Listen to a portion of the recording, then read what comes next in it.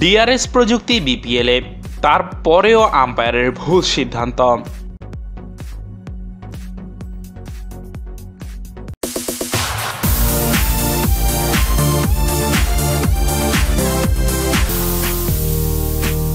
Bangladesh premier league BPL বিগত আসরগুলোয় ভুল umpiring কারণে বেশ বিতর্ক হয়েছিল। সেই বিতর্ক এবার আরও দানা বাঁধে, কিংবা নতুন করে যেন বিতর্কে না সৃষ্টি হয়, এবার সেজন্য রাখা হয়েছে ডিআরএস ব্যবস্থা। তবে সেই ডিআরএস বা ডিসিশন রিভিউ সিস্টেম কি পাচ্ছে সঠিক সিদ্ধান্তের প্রতিফলন ঘটাতে?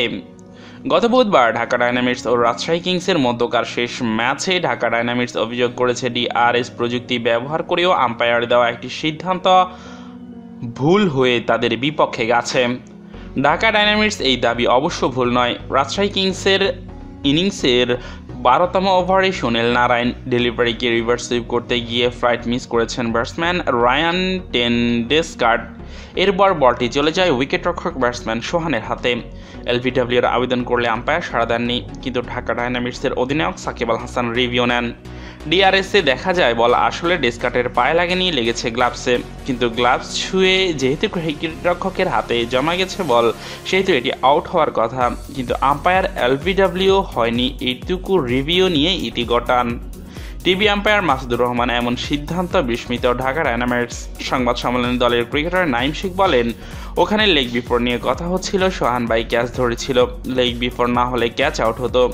আউট না দেওয়া আমরা একটু বিস্মিত হয়েছিলাম।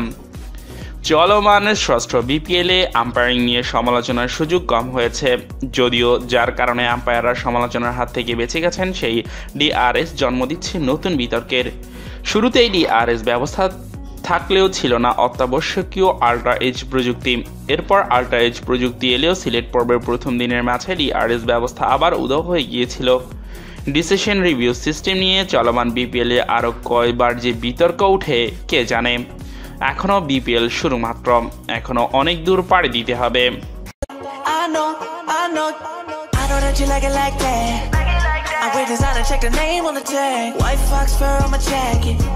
Excuse me, that's I know that you like it like that. I wear designer, check the name on the tag. White fox fur on my jacket. Excuse me, that's